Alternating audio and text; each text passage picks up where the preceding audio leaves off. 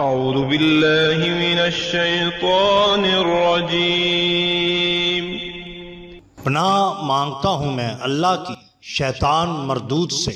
بسم اللہ الرحمن الرحیم۔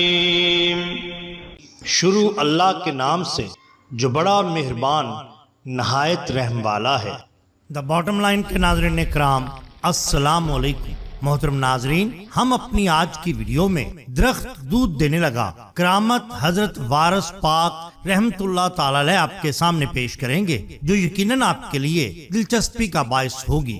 ناظرین اکرام، ایک رات حضرت پیر وارث شاہ رحمت اللہ تعالی علیہ نے خواب میں دیکھا کہ جناب مولانا سید خادم علی شاہ رحمت اللہ تعالی علیہ فرماتے ہیں، بیٹا تم سفر کرو۔ اب کیا تھا، مرشد کی اجازت پاتے ہی آپ سرکار نے رختے سفر باندھا، یعنی 11 ربیع الثانی سن 1253 ہجری کو آپ چل پڑے۔ پیدل کوچ اور مقام فرماتے ہوئے جے پور پہنچے۔ اس وقت کے حکمران جناب مہاراجہ صاحب نے حاضر ہو کر ماں اپنی رانی صاحبہ کے شرف قدم بوسی حاصل کی اور مرید ہو کر دارین کی فلاح حاصل کی۔ ریاست جے پور سے حضرت قطب الاقطاب خواجہ اجمیری رحمت اللہ تعالی علیہ کے آستانہ مبارک پر حاضر ہو کر قصب سعادت فرمایا۔ حضرت پیر و مرشد جب آستانہ عالیہ خواجہ غریب نواز پر حاضر ہوئے تو اندر چلے۔ پہلے ہی پھاٹک پر ایک خادم نے روکا اور کہا، صاحبزادے یہ مزار پاک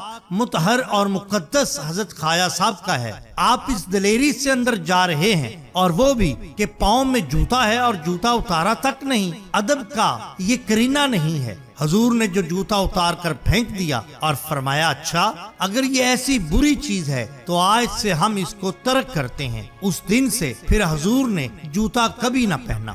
آستانہ شریف کی حاضری جب پوری ہو چکی تو حضرت آگے بڑھے اور گجرات کے خطے کی سیر فرماتے ہوئے بمبئی تشریف لائے۔ بمبئی میں بڑے بڑے تاجر حضرات آپ کے مرید ہوئے اور چند روز زمین ہر طبقہ کے لوگ آپ پر شیدا اور جان نثار کرنے لگے۔ لکھنؤ سے بمبئی تک جتنے بڑے بڑے شہروں میں گزرے، ان کے باشندوں میں لاکھوں آدمی آپ کے حلقہ ارادت میں شامل ہوئے۔ پیرانے پٹن اور پکھر میں 2-2 4-4 دن قیام فرما کر مقدس مزاروں کی زیارت فرمائی اور ان نفوس قدسیہ کے مرکزوں پر فاتحہ خوانی کی۔ وہاں عجیب و غریب حالات و واقعات پیش آئے۔ حضرت پیر و مرشد نے ارادہ کیا کہ اب بیت اللہ شریف کی زیارت کی جائے، لہذا آپ بمبئی سے سیدھا بیت اللہ شریف کی طرف روانہ ہوئے۔ حضور پیر و مرشد یکم رمضان المبارک کو جب بیت اللہ شریف میں حاضر ہوئے تو در کعبہ پر ایک صاحب سلوک بزرگ تشریف رکھتے تھے۔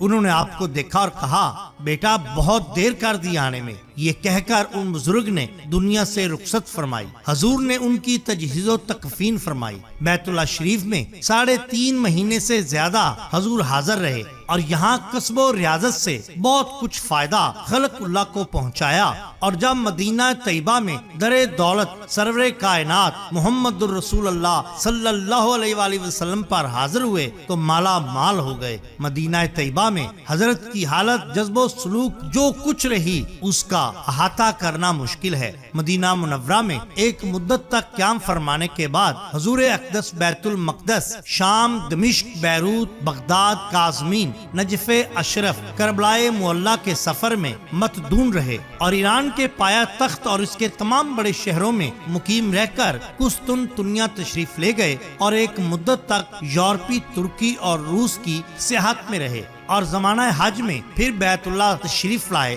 اور بعد فراغت حج کے حبش اور افریقہ کی سیاحت بھی فرمائی۔ احرام باندھ کر اگر کسی نے پھر اپنا دنیاوی لباس کبھی نہ پہنا تو وہ جناب حاجی صاحب قبلہ ہی ہیں۔ یہ ایک سچے عاشق اور خدا اور رسول کی شناخت اس سے بڑھ کر کیا ہو سکتی ہے کہ جب احرام باندھ کر اپنی حالت عاشقانہ بنائی تو پھر اس کو دوبارہ کبھی ترک نہ کیا۔ لاکھوں بناؤ ہزاروں سنگھار، تصدق اور نثار تھے۔ سبحان اللہ، سبحان اللہ، بلند و بالا سر و قد، سر سے پاؤں تک تمام اعضاء سڈول اور طلائی رنگ، آنکھیں ایسی کہ پھر کبھی نہ دیکھی، اٹھ گئی آنکھ تو کام کر گئی۔ اسی طرح بیان کیا جاتا ہے کہ جب آپ افریقہ کی سیاحت پر تھے تو ایک دن آپ اپنے مریدین باصفا کے ساتھ دور افتادہ علاقہ میں چلے گئے۔ یہ علاقہ جنگلات سے بھرا ہوا تھا اور جنگلی درختوں، بیل بوٹوں، پرندوں، چرندوں، درندوں سے اٹا ہوا تھا۔ حضرت وارث پاک سرکار کا قافلہ اس جنگل کے بیچوں بیچ جا پہنچا۔ اچانک انہوں نے وہاں پر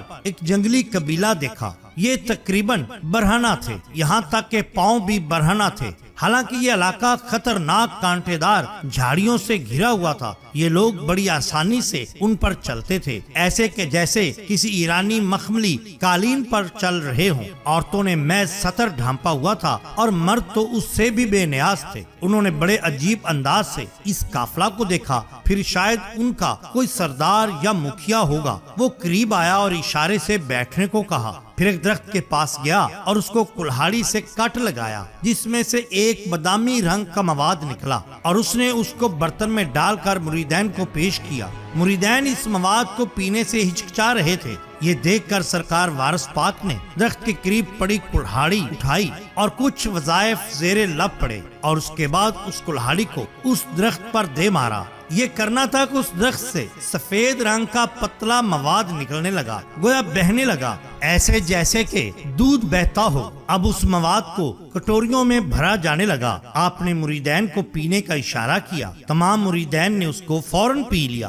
ان کا کہنا ہے کہ یہ بالکل دودھ تھا، جس کا ذائقہ انتہائی دلکش اور شیریں تھا، اور وہ درخت سے ایسے بہ رہا تھا کہ جیسے کہ کسی گائے یا بھینس کے تھنوں سے جاری ہو۔ جنگلی لوگ یہ سب دیکھ رہے تھے، انہیں اپنی آنکھوں پر یقین نہیں آ رہا تھا۔ انہوں نے جب اس کو چکھا تو وہ بھی حیران رہ گئے اور حضور والا حضرت وارث پاک سرکار کے قدموں میں گر گئے۔ آپ سرکار نے ان کو اٹھایا، سینے سے لگایا، کلمہ شہادت پڑھا کر مسلمان کیا، اور پھر ان کے پاس ہی کچھ دن رہے اور انہیں اسلامی تعلیمات دے کر وہاں سے آگے بڑھ گئے۔ سبحان اللہ، یہ شان ہوتی ہے اولیاء اللہ کی۔ ناظرین کرام، ہم ہر ماہ لنگر چشتیہ کا اہتمام کرتے ہیں، جس میں دوست احباب اپنی حیثیت کے مطابق حصہ ڈالتے ہیں۔ اگر آپ بھی لنگر چشتیہ میں حصہ ڈالنا چاہتے ہیں تو صرف 50 روپے کا جائز کیش اس نمبر پر کروا کر اپنا حصہ ڈال سکتے ہیں۔ اگر آپ کو ہماری یہ ویڈیو پسند آئی ہو تو لائک کیجئے، سبسکرائب کیجئے ہمارے چینل دا باٹم لائن کو، تاکہ ہم آپ کے لیے اور بھی بہترین ویڈیوز لا سکیں۔ اپنا، اپنے دوستوں کا، گردنوا کے لوگوں کا بہت خیال رکھیے۔